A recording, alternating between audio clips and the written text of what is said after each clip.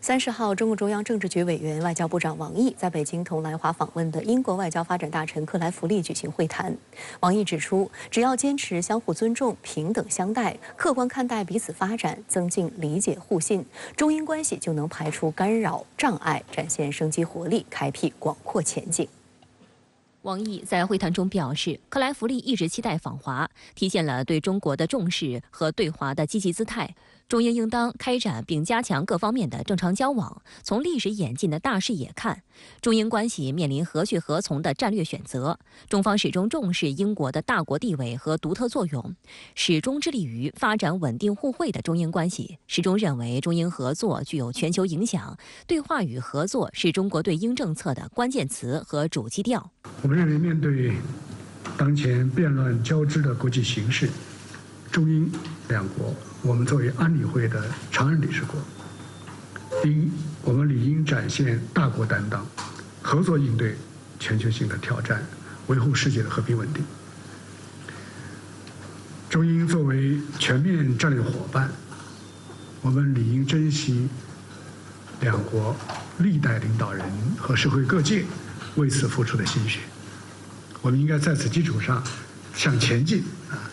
而不是向后退。克莱弗利表示，英中都是有着悠久历史和全球视野的大国，积极的英中关系将使两国人民和世界受益。英方致力于加强对华沟通，采取积极行动解决困难，增进理解，拥抱机遇。 英国企业期待开展更多对华合作，开拓中国市场。两国政府应共同努力，密切经贸联系，释放经济活力，加强在科技、人工智能、绿色能源等领域的合作，造福子孙后代。I foresee opportunities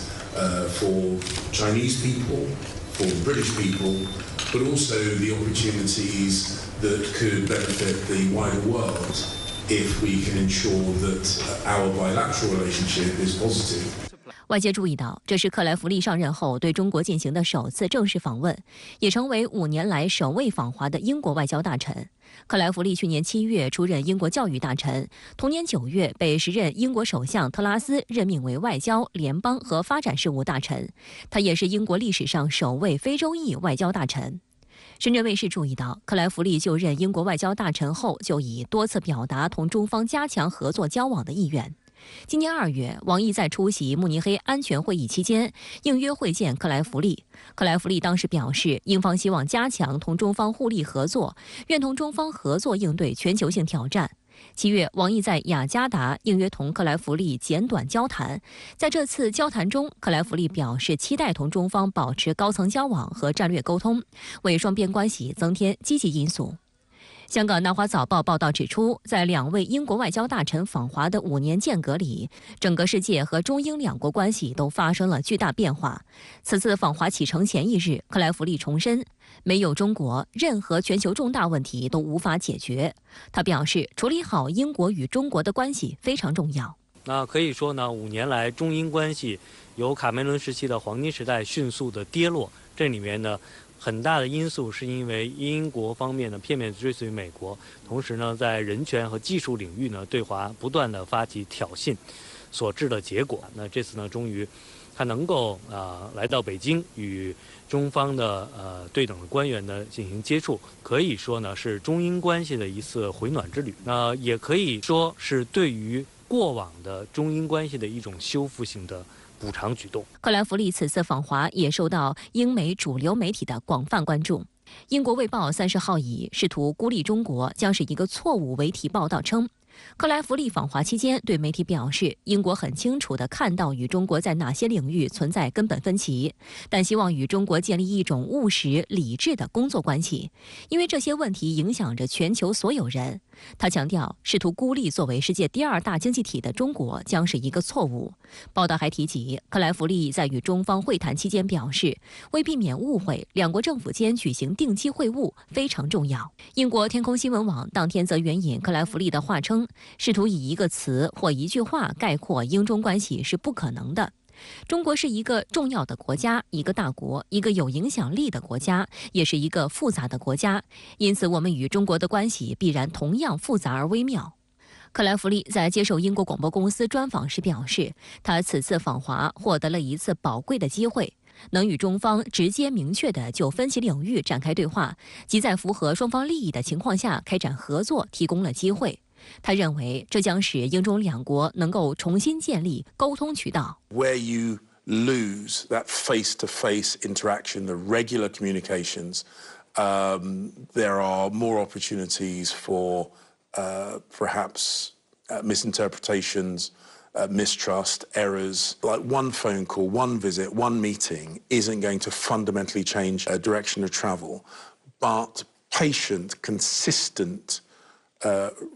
reliable communications can have an effect, and that's why I intend to maintain my meetings and conversations with the Chinese government. 克莱弗利还说，英国希望与中国保持经济关系，但他也强调国家安全是第一位的。如果出现国家安全利益与经济利益冲突的情况，安全利益将是首要考虑因素。外交部网站显示，英国是中国在欧洲第3大贸易伙伴、第2大投资目的地和第3大外资来源地。中国则是英国在亚洲最大贸易伙伴。2022年，两国双边贸易额1033亿美元。有观察指，中英关系历经半个多世纪仍具韧性。尽管近几年两国关系面临着一些困难和挑战，但两国在双边经贸领域、解决全球问题等方面的合作空间十分广阔。而对话和沟通正是合作共赢的起点。值得注意的是，英国开展对华接触的另一个背景是美欧政要相继访华。连月来，美国商务部长雷蒙多、财政部长耶伦和国务卿布林肯均已访问中国，努力重启两个大国之间的沟通。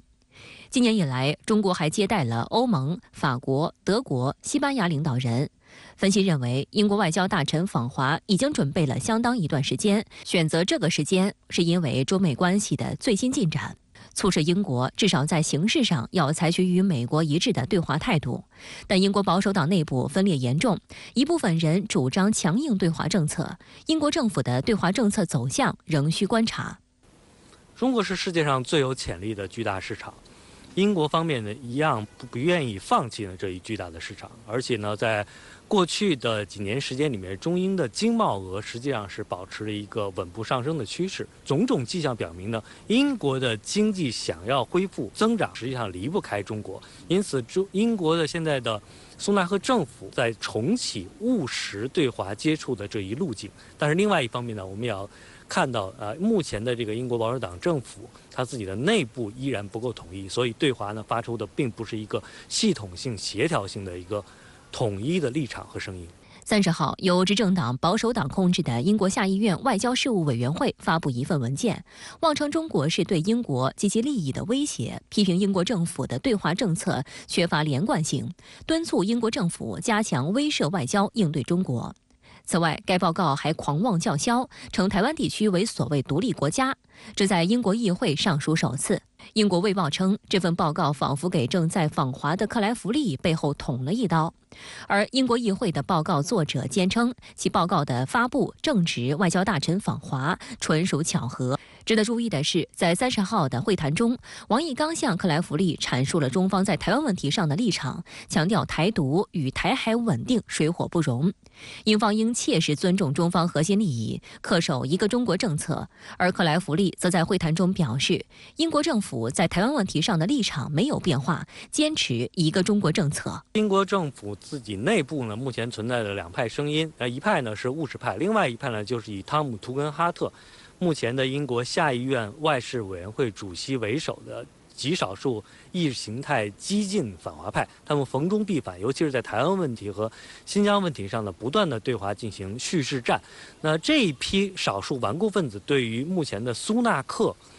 提出了很大的压力，这也就使得英国的对华政策目前呢还不能够说能够完全的缓和中英关系政治互信不断下降的这样一趋势。我们依然要对克莱弗利回去以后英国政府的后续表态进行观察。针对英国议会下院外委会报告发表错误涉华内容，外交部发言人汪文斌30号明确强调，台湾是中国领土不可分割的一部分，一个中国原则是公认的国际关系准则，也是中英关系的政治基础。英国议会有关报告公然将台称为独立国家，颠倒是非，混淆黑白，中方敦促英国议会有关方面恪守一个中国原则，以实际行动履行英方在台湾问题上所做的政治承诺，维护中英关系健康稳定发展。中国驻英国使馆发言人31号也予以严正驳斥。